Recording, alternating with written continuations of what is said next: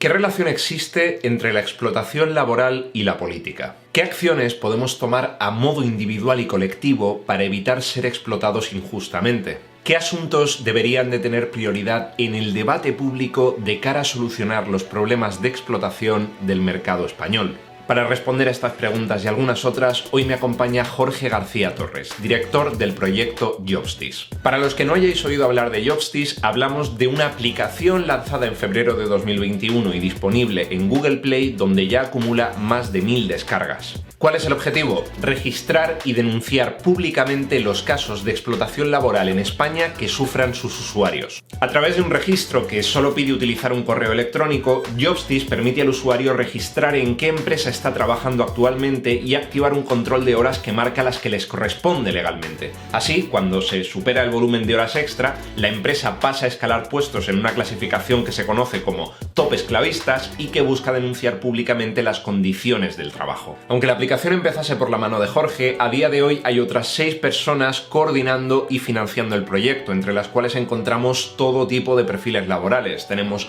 cocineros, tenemos ingenieros, tenemos abogados laboralistas. ¿Cuál es el objetivo de todo esto? Que en un futuro Jobstice no solo se convierta en una app autosostenible, sino que además dé pie a un bufete de abogados laboralistas que utilicen el contenido y los testimonios de la app como pruebas en los juicios de explotación laboral. Y además, las redes sociales de Jobstice, en concreto Twitter e Instagram, invitan e incitan a sus usuarios a relatar sus propios casos de forma anónima, informando al resto de seguidores y al público en general de las malas condiciones de un negocio en concreto. Bienvenidos a Voto al Blanco, la sección de talkshows y entrevistas de Es Política. Como siempre, soy Jorge Coloma, un periodista que analiza y explica política desde cero en YouTube, y como ya es costumbre en los casi 70 vídeos que llevamos en el canal, tenéis todas las fuentes que he utilizado para hacer la investigación de esta entrevista justo en la descripción, a un clic de vosotros. Bienvenido a Es Política, donde aprender política es aprender a defenderte.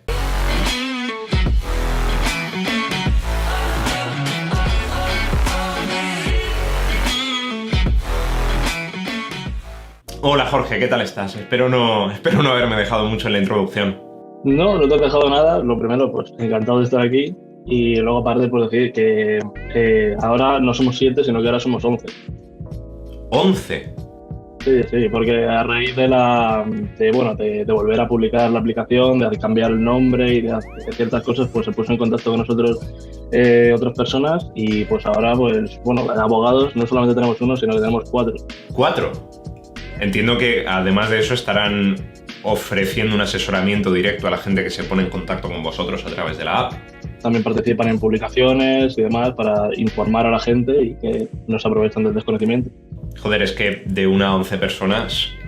vamos a empezar por ahí la entrevista, si te parece, porque yo tengo entendido que tú estabas de cocinero, si no me equivoco, cuando decidiste empezar con Jobstice por primera vez. Es bastante cachondo porque en la entrevista que he leído, vamos a hablar en plata durante un segundo, tú básicamente definías con estos términos que estabas en un trabajo de mierda que en cierta forma te hizo empezar con Jobstice a modo de contragolpe. Y lo que quiero preguntarte es, por entonces, ¿quién eras tú a nivel laboral y personal? Y sobre todo, ¿qué visión política tenías del mercado laboral por entonces? Porque yo en mi caso, por ejemplo, recuerdo que cuando salí de la universidad, ¿no?, y pensaba que tenía que buscar mi primer trabajo, etcétera, etcétera, a mí me daba mucho miedo, porque yo tenía como la noción de que el mundo laboral iba a ser como un sitio muy metódico, como todo muy pulcro, donde todo iba a estar muy ordenado y tenías que estar siempre a tope, y luego en la gran mayoría de los casos es un caos. Pues la verdad es que fue un poquito como tú lo dices, fue una hostia de realidad,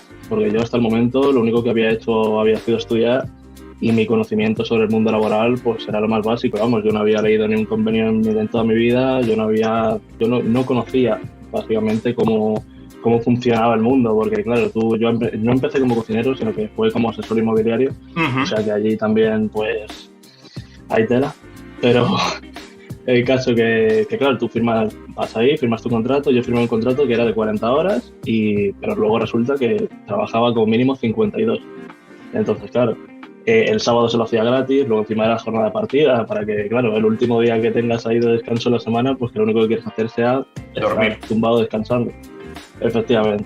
Entonces, claro, luego cambié de trabajo, que fue súper cercano, o sea, a lo mejor estuve un mes y medio y luego cambié de trabajo y me metí a comercial, que también telita, y ahí pues se suponía que iban a ser menos horas, y sí, iban a ser menos horas, pero a cambio el sueldo iba a ser entero a comisión y te tenías que dar de alta como autónomo. O sea que, claro, iba de malo en peor. Luego encima también estuve trabajando como mozo de mudanzas, en la que me pagaban en negro al día.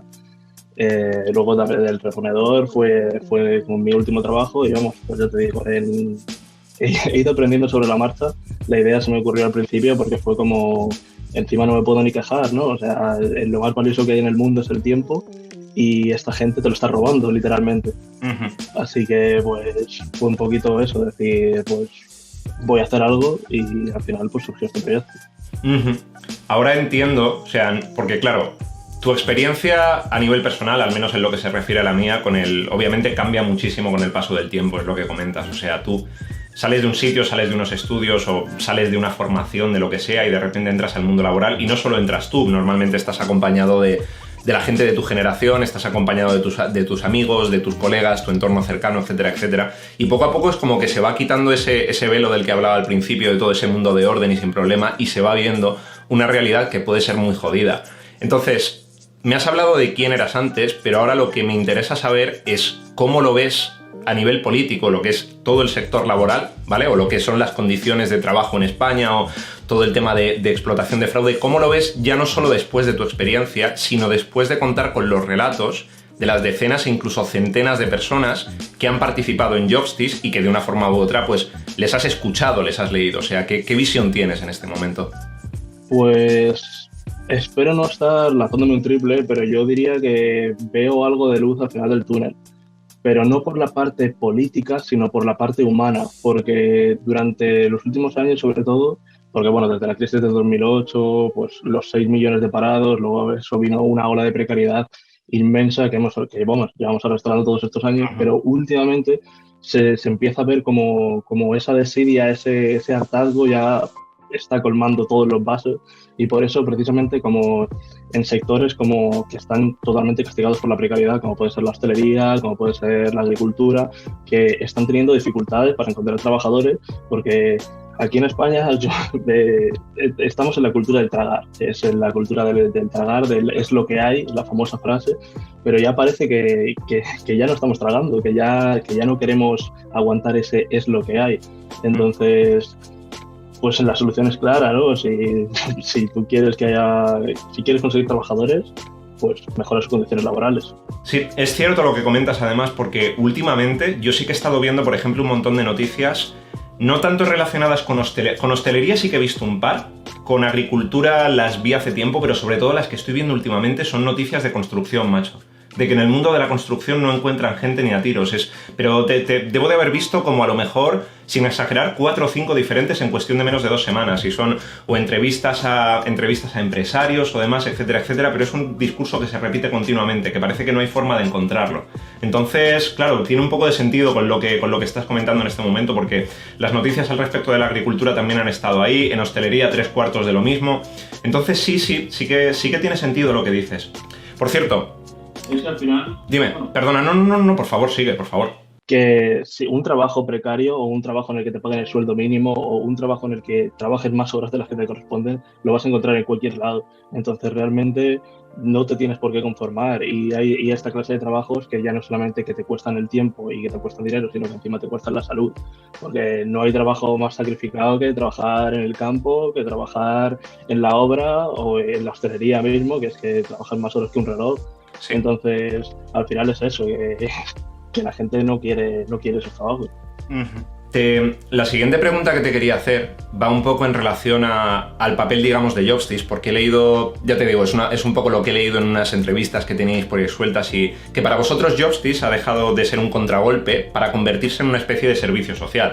Ahora encima, cuando me estás diciendo que se están incorporando más abogados a la iniciativa y demás, es cuando verdaderamente sí que podemos ver esa parte que comentabas.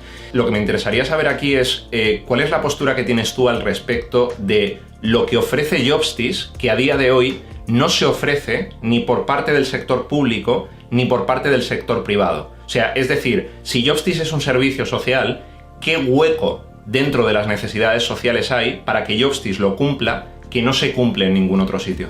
Pues esto, me gusta bastante que me preguntes esto, porque Jobstis no se puede entender como algo que ya esté acabado, porque Jobstis es un proyecto que acaba de empezar, lleva poco más de un año y el crecimiento está siendo brutal, pero es que Jobstis ha venido para quedarse. Entonces ahora mismo podríamos decir que no estamos ni en el 10% de su capacidad real. Cuando se me ocurrió la idea, yo sabía que esto tenía que ser un proyecto escalable, porque si no, pues ya sabes que el que mucho abarca poco aprieta. Entonces la primera fase ya la hemos pasado, que fue pues estrenar la aplicación, que se centró más en la exposición de casos para ayudar a concienciar y para conocer las condiciones reales que se dan en algunos sitios. Ahora mismo estamos en la fase 2, que en la fase 2 ya hemos incluido el asesoramiento legal gratuito, hemos incluido también consejos laborales y tal, para no solamente dar a conocer la situación, sino también ayudar a prevenirla. Y en la siguiente fase, que es la fase 3, es lo que comentabas al principio, que nuestro objetivo es poder llevar nosotros los casos, y no solamente eso, sino que vamos a incluir una actualización para que la aplicación sirva de prueba en juicio. Pero que la fase 3 igualmente no es ni la mitad de las fases que tenemos. Que tenéis pensadas. La cuestión que tengo yo aquí, y para mí creo es una cosa que es bastante importante, porque, claro, para mí, llevándolo un poco a mi terreno, es política, para mí es, digamos, también una forma de contragolpe. Pero claro, esto es un poco casos de gente que verdaderamente se levanta y que dice, no, mira, yo me planto aquí y no solo voy a crear algo como método de contragolpe, sino que también sirva para otras personas, hay muy pocos. Entonces, lo que te quería preguntar yo aquí es, en base a toda tu experiencia, no únicamente a tu experiencia laboral, sino también en tu experiencia a Jobstis, lo que quiero preguntarte es, tú, ¿qué consejo o qué visión o qué palabras le darías a alguien que en este momento, imagínate una persona que nos pueda estar viendo en este momento, esté sufriendo un caso claro de explotación, de abuso laboral, y que sin embargo, por miedo precisamente a lo que comentábamos antes de falta de ingresos, de perder el trabajo, de represalias de cualquier tipo, no se atreve a dar el paso? ¿Tú qué le dirías a esa persona que está, digamos, en esa situación de inacción? A ver, cada caso es un mundo, porque obviamente la necesidad es el mayor de los valores, y si tú tienes necesidad, pues el hambre es lo que manda. Pero si están abusando de ti, no van a dejar de hacerlo, porque de tu abuso estas personas están obteniendo un beneficio. Entonces, al final, la única persona perjudicada vas a ser tú, porque no solamente los explotadores van a estar obteniendo ese beneficio a tu costa, sino que si no tomas acción, si no reclamas, al final va a poder seguir haciéndolo sin consecuencias, ya no solamente a ti, sino a la persona que vaya detrás de ti. Entonces, nosotros tenemos nuestros derechos, tenemos las leyes que nos amparan, o sea, no estamos desprotegidos, lo que pasa es que hay que conocerlo. Entonces, precisamente como cada caso es un mundo, yo lo que les diría sobre todo es que la información es poder, que contacten con un profesional, que contacten con alguien que les pueda asesorar de verdad, que les explique, vale, tu situación es esta, y se puede hacer esto, esto y esto. Y una vez que tú ya lo tengas, porque como poco vas a salir de dudas. Y si ya están abusando de ti, no vas a ir a peor, porque ni siquiera has tomado medidas. Simplemente tú infórmate, y una vez que tú ya tengas el conocimiento, ya puedes tomar la decisión. Pero sobre todo es perder la duda, porque al final la duda es lo que genera el miedo, y el miedo es lo que hace que no avances. Y al final ya te digo que si no reclamas lo vuestro, y vas a permitir que haya otras personas jugando con tu tiempo y con tu dinero. También es cierto, bueno, no sé si estarás de acuerdo conmigo, porque lo has mencionado hace un rato, todo este tema de la cultura del tragar, la cultura del ya pasará, etcétera, etcétera, pero no sé si estarás de acuerdo conmigo también en que el discurso social que llevamos como preestablecido, al menos en España, porque es el único sitio donde he podido experimentarlo, de cara a este tipo de situaciones, suele ser como súper antagónico, porque normalmente te encuentras, o con lo que comentas tú, del ya pasará, del tienes que tragar, del trabajo está igual en todos los sitios, etcétera, etcétera, que esto es una frase que creo que hemos escuchado todos los que tengamos un trabajo, los que hemos tenido un trabajo, cuando hemos contado alguna experiencia a amigos, a familiares, etcétera, etcétera, o en su defecto se va totalmente al opuesto, y es como que la gente reacciona con tal virulencia que te hacen sentir hasta culpable de que estés en una posición dubitativa al respecto de qué hacer, pero ¿cómo permites que te hagan eso? ¿Pero cómo permites que te dejen pis? Entonces, que es un poco complicado, no sé cómo lo verás tú, pero es un poco complicado que la gente salga de esa posición de inacción cuando el discurso que llevamos generalizado es tan sumamente radical que eso, no, tienes que tragar 100% de una forma u otra, no queda otra porque la vida es así, no hay más y punto, o el otro es directamente que no va en ese sentido, obviamente, pero claro, sabotea prácticamente cualquier noción de que te muevas, porque automáticamente es como si te tienes que sentir culpable por no estar moviéndose sin tener en cuenta tus propias condiciones personales al respecto. Ya, es que como tenemos tan metido dentro del cuerpo esa cultura del tragar, pues al final es incluso, bueno, hicimos una encuesta hace un tiempo en Jobstick en la que preguntábamos si la gente había ignorado dolencias o había ignorado lesiones para acudir a su puesto de trabajo, para luchar contra, y bueno, más del 87% dijo que sí. Bueno, a ver, que tampoco se puede entender esta encuesta como una encuesta. Como una encuesta gigante, pero aún así dice mucho, porque los empresarios siempre piensan que eso, que no, que lo único que queremos es la baja, que no queremos trabajar, que somos unos vagos, y eso está totalmente fuera de la realidad. Lo que queremos es trabajar, y de hecho hay mucha gente que se alegra antes de cuando enferma, justo antes de sus días libres, para no perder días de trabajo, porque o no se lo puede permitir o simplemente pues no quiere hacerlo porque puede poner en peligro su trabajo en el futuro o por X. Entonces, sí que es cierto que está esta lucha de no te quejes porque al menos tienes trabajo, a cómo puedes no quejarte de tener estas condiciones, pero al final lo que hemos hablado de esta luz al final del túnel son un poco vasos rebasándose, porque al final llevan tanto tiempo, porque ya no solamente que las cifras nos avalen, es que nos llevan avalando durante una cantidad de tiempo que es que está acabando con todo. Es el paro juvenil más grande de Europa, un 40% de paro juvenil, y con ese por ciento de paro juvenil se está hablando de retroceder la edad de jubilación a los 70 años. Es que es totalmente inverosímil, o sea, es ridículo, es ridículo. Entonces, al final, pues es eso, son vasos colmándose con el paso del tiempo. Al final, igual que yo, que no tenía ni idea del mundo laboral, pues cuando entres en el mundo laboral y te das la hostia, pues es cuando aprendes, porque al final se aprende así, y es cuando ya la gente está harta de que me den hostias, pues dice, pues voy a hacer algo, y es cuando, y voy a moverme, realmente se consigue. Eso es. Antes has dicho que cada caso es un mundo, y aquí en un primer momento, quería haber traído cifras, pero he tenido un problema, y además lo quiero reconocer delante de todo el mundo a la hora de plantear estas cifras. Como te comentaba un poco antes de la entrevista, no he terminado de encontrar en primer lugar una forma de hilar las cifras que había encontrado entre sí de tal forma que tuviesen coherencia, porque a la hora de hacer la búsqueda al respecto de este tema, al buscar por abuso me llevaba a casos de acoso, al buscar explotación me llevaba a trata de personas, y si bien todo esto está englobado, por supuesto, dentro de lo que es la explotación laboral, son casos diferentes en cada uno de ellos, y de una forma u otra no he sido capaz de encontrar datos que englobasen la totalidad del asunto. Pero la pregunta que yo te quiero plantear aquí, de acuerdo, es de cara a tu propia experiencia con Jobstick, de cara a haber leído los testimonios de la gente que te cuentan, etcétera, etcétera, me gustaría que me hablases de cuál es un poco el perfil medio del usuario que acude a la red y el perfil medio de la explotación que suele sufrir. Es decir, estamos hablando de unos usuarios que mayoritariamente trabajan en el sector primario, en el sector secundario, en el sector terciario. ¿Qué tipo de contratos de media suelen tener estos usuarios? ¿Qué tipo de sucesos les suelen ocurrir para que se den cuenta de que estén siendo explotados? En definitiva, ¿cuál es, por decirlo de alguna forma, el rostro medio del usuario de Jobstick?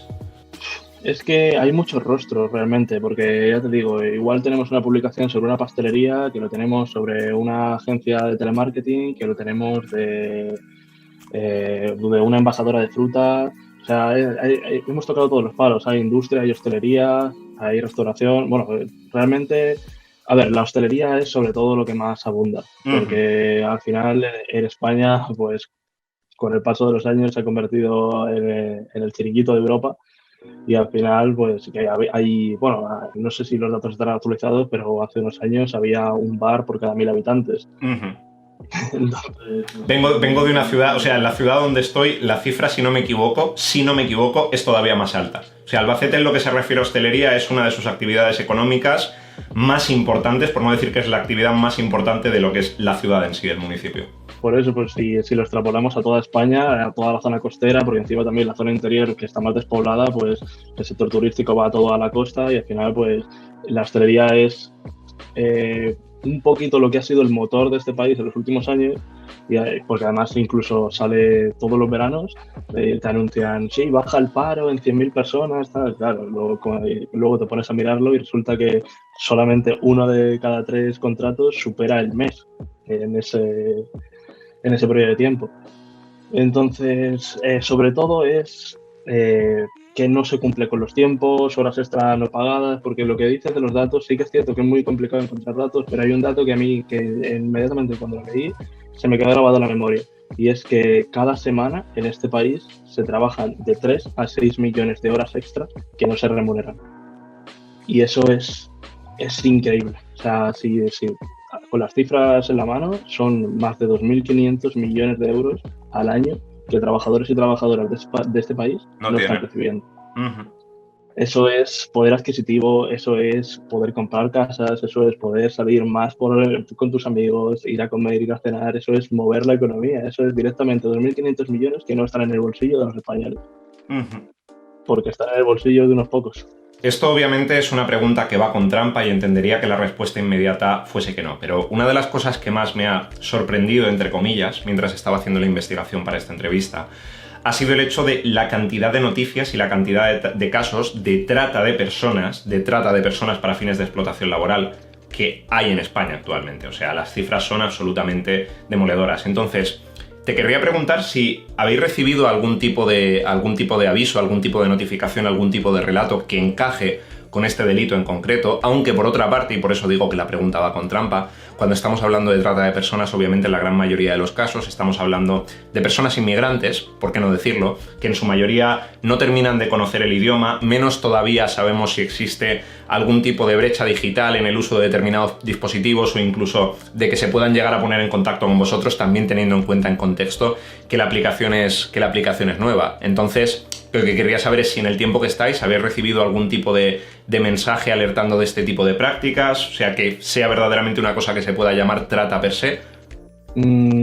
Trata, no sabría yo si se podría llamar así, pero sí que es cierto que hemos recibido un par de casos en el que sí que había inmigrantes irregulares, situación irregular, y claro, si te paras a pensar que nosotros que somos españoles, cuando entramos en el mundo laboral no sabemos prácticamente nada y se aprovechan de nuestro desconocimiento, pues imagínate con la situación que tú has dicho, que no conoces el idioma, que estás en un país distinto, que no conoces a nadie, pues claro, es muy fácil que poder vivir en un régimen, si no de esclavitud, de semi-esclavitud, que es lo que está pasando en el campo, con todas las inspecciones de trabajo que están destapando todo lo que hay allí.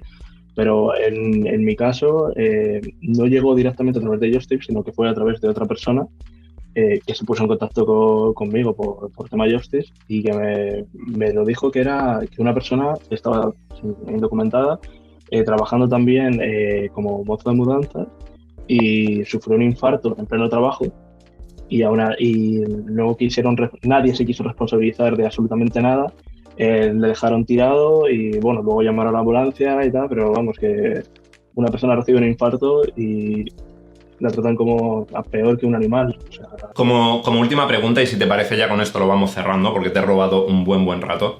Esto es una pregunta que la respuesta es multifactorial. Solo te pido, digamos, una dirección o cuál crees tú que sería la dirección correcta.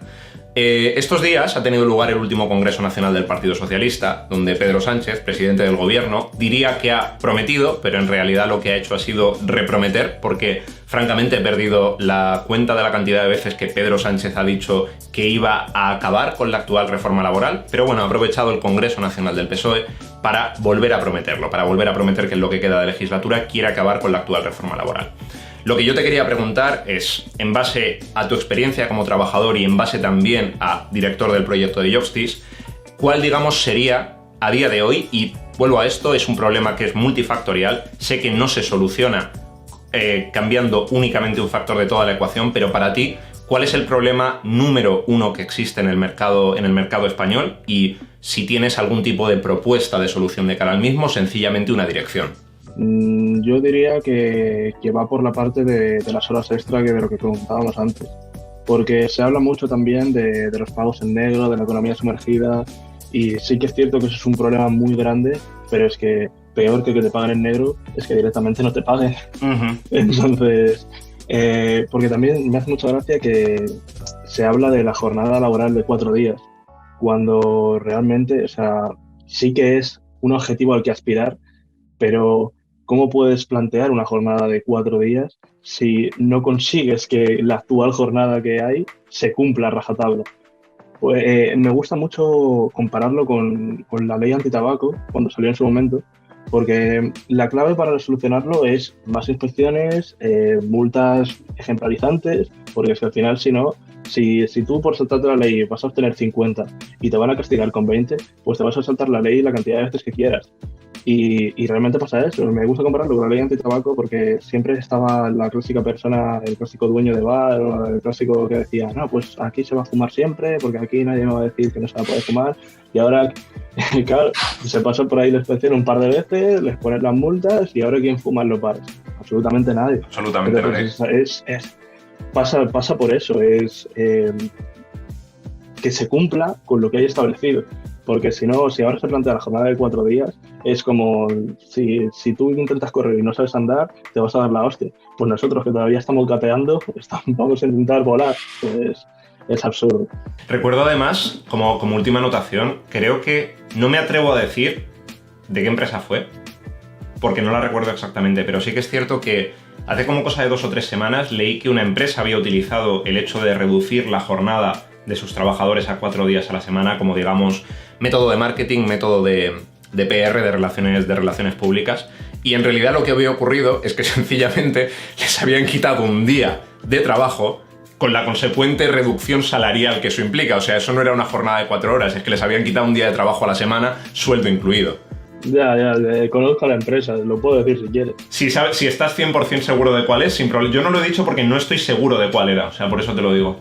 Yo estoy a un 99% seguro de que era desigual. De que era desigual. Me quiere sonar. Estaba pensando en marcas de ropa, pero no estaba seguro de cuál. Pero me quiere sonar, sí. Con esto, si te parece, vamos dejando la entrevista. Si quieres lanzar un último mensaje de lo que sea, en realidad, te concedo un minuto, los minutos que consideres pertinentes, y por mi parte lo único que te puedo decir es que muchísimas gracias por haberme dedicado este tiempo, muchísimas gracias por contarnos tu experiencia. Personalmente espero que Jobstiz solo vaya para arriba, y nada, y muchísimas gracias otra vez por pasarte por Expolítica.